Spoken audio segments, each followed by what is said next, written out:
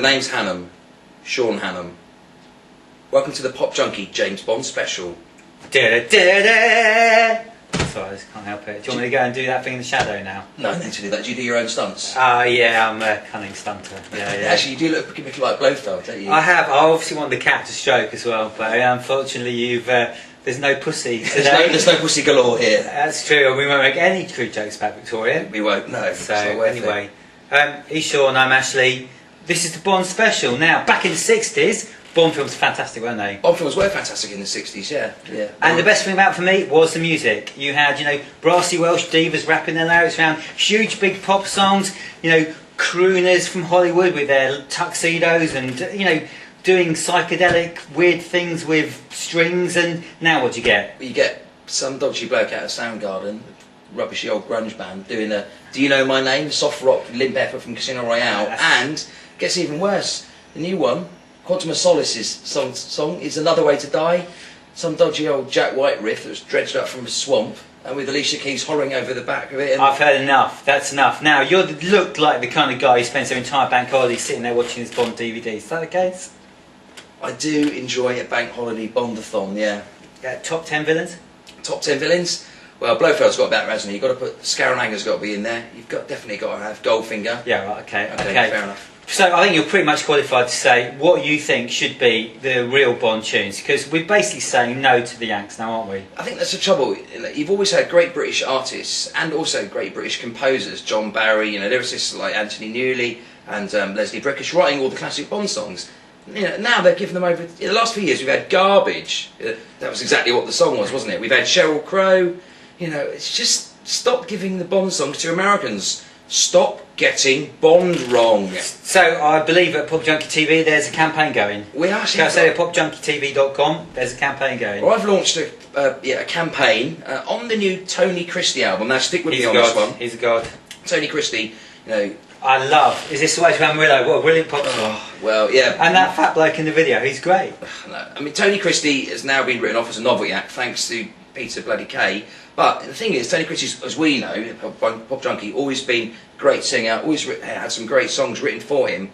This new album, made in Sheffield, just cut a long story short, but lots of songs written by artists from Sheffield, including Richard Hawley, who's co-produced the album. There's a track on it called Danger is a Woman in Love that is the perfect Bond song. It captures all the kind of chintz, the glamour, the camp, the seedy, the sinister from all the 60s Bond films. It should have been chosen as a new James Bond theme. So, okay, so we're sitting there saying no to the Americans. Now, over the last decade or whatever, a few people have written alternative Bond themes, Bond songs. So, okay, we're going to just run through the top 5. Okay, so number 5? Should be 005, really, shouldn't it? 005, okay. 005? 005, might surprise you, Saint Etienne wrote a James Bond song. Did they? Yeah, and it was called... She looks like she could be a Bond hero. She looks like a sex kitten, doesn't she? Sarah Cracknell. She does, yeah. They wrote a Bond song, and it's called Tomorrow Never Dies, which is the name of the Pierce Brosnan film.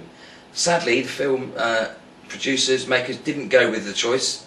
A lot of artists actually sent songs in for Tomorrow Never Dies. Saint Etienne one is actually really good, and it's available. There's a demo of it on their album, which is called Built on Sand. Okay. So the rarities and the outtakes. I think the trouble is, it's a little bit more Austin Powers than it is James Bond. Too many flutes. It sounds like a trip down King Drobel Carnaby Street. It's not very Bond. Very 60s. Good. Didn't make the final cut, but you can track it down and it's worth a listen. So who's 004 then? 004, I would definitely say Pulp at 004. Interesting story here. The same film, Tomorrow Never Dies. Yeah. I'm now getting into my Partridge bit. It was originally going to be called Tomorrow Never Lies. Okay. Pulp came up with a song called Tomorrow Never Lies that was intended for the film. Yeah. Once again, they were rejected. Sheryl Crow was chosen over them. Actually, it's a really, really good song. Very wise decision, obviously. Well, yeah. It's a great song. In our rundown, 003. 003, well, it's a bit of a crowbar here, but, Pulp have worked with Scott Walker. Scott Walker has produced stuff Great for Pulp. godlike genius. Scott Walker's one of the people you thought would have done a Bond song, in the 60s. In the 60s, but he actually didn't. It would have been full of existential images, and there'd have been death and funerals, and it would have been probably a bit too disturbing for Bond, wouldn't it? It'd have been more Impress file than Bond, really. But there's a track by Scott Walker, which is performed by him, but it's written by Don Black and David Arnold, who composes the soundtracks for the new Bond films, and it's called Only Myself to Blame. And that was going to be used on The World Is Not Enough. I've got to say, I've heard that tune, and the producers got it right in that one, I think. It's a very, very jazzy kind of late night Vegas casino vibe going on. Not sure, mate. I like it. Scott Walker's got a kind of melancholy, world-weary vocal. I don't think it would have worked on the opening credits, but it should have played a part in the film. You can get it on the soundtrack CD. But at least for Scott Walker at the moment, a tune he wrote or sang on recently that doesn't include opera and cowbells. And people belting the hell out of meat. That's right, very good. So, 002. 002, actually, it's by, the woman who performs the best Bond songs ever. Burley Chassis. Nancy Sinatra. No, Burley Chassis. Shirley Bassey. I should have been quicker, shouldn't I? You should have been. Welsh diva Shirley Bassey. But this song, Mr. Kiss Kiss Bang Bang. Okay. Mr. Kiss Bang Bang. I can get into my partridge roll again here. Okay. It's the name the Japanese called James Bond.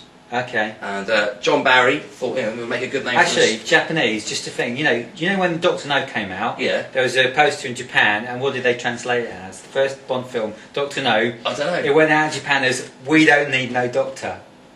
It's a true story. No, it's a true story, man. No. It's in my Bond book. Honestly, carry on. Anyway, okay. Back to Shirley. Back to Shirley. So the original. This was going to be the original song for Thunderball. Yeah. But it was actually rejected. Now John Barry wrote it with Leslie Bricusse. They came up with the lyric. Mr. Kiss Kiss Bang Bang, originally intended for Dionne Warwick. Okay. But they didn't like the Dionne Warwick version. Shirley Bassey did it, but in the end, they went for a song called Thunderball with Tom Jones. So it's good. You can get it. It's a good tune. Yeah, but Mr. Kiss Kiss Bang Bang is probably the best '60s Bond film song that was never used. Okay, and that brings us now to 001. 001. Which is Surrender by K.D. Lang. Are you sure? K.D. Lang. Are you sure? I'm positive, yeah. I know a lot of people like her. Yes, I'm not. I don't sit on that side of the church. But K.D. Lang performed this song, written by David Arnold and Don Black. Yeah. Don Black wrote for Matt Monro, wrote a lot of the great Bond lyrics, Diamonds Live Forever. Yeah. And this was also intended for Tomorrow Never Dies. Never made the final cut, but it is at the end of the film, the closing credits. But it was intended for the original opening sequence. Absolutely fantastic. Barry.